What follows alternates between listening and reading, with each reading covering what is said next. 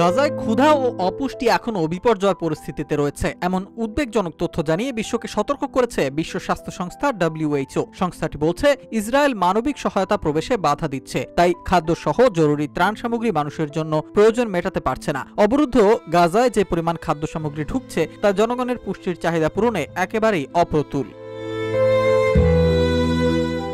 জাতিসংঘের বিশ্ব খাদ্য কর্মসূচি WFP জানায়, তাদের প্রতিদিন 2000 টন ত্রাণ সরবরাহের লক্ষ্যমাত্রা থাকলেও এখনও সেই পরিমাণের কাছাকাছি পৌঁছানো সম্ভব হয়নি, কারণ ফিলিস্তিনে এই ভূখণ্ডে যাওয়ার জন্য মাত্র 2টি প্রবেশ পথ খোলা রয়েছে এবং সেখানেই বাধার সৃষ্টি করছে দখলদার ইসরায়েল।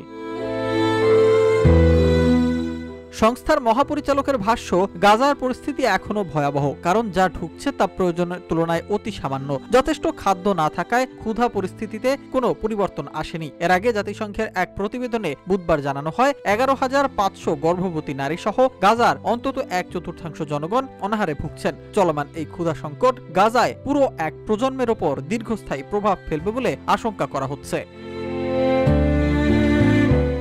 এর আগে চলতি বছরের অগস্টে গাজা সিটি ও আশপাশের এলাকায় দুর্ভিক্ষ ঘোষণা করা হয়েছিল। তখন খাদ্য নিরাপত্তা পর্যবেক্ষণ সংস্থা IPC জানিয়েছিল, পুরো গাজা উপত্যকায় 5 লাখের বেশি মানুষ বিপর্যয়কর পরিস্থিতিতে রয়েছেন। মার্কিন মধ্যস্থতায় গত 10 অক্টোবর কার্যকর হওয়া যুদ্ধবিরতি চুক্তির অংশ হিসেবে মানবিক সহায়তা কার্যক্রম জোরদারের কথা ছিল। জাতিসংঘ প্রতিদিন 2000 টন ত্রাণ প্রবেশের লক্ষ্য নির্ধারণ করেছিল, কিন্তু বিশ্ব খাদ্য কর্মসূচি জানিয়েছে, বর্তমানে প্রতিদিন প্রায় 750 টন খাদ্যই গাজায় প্রবেশ করছে।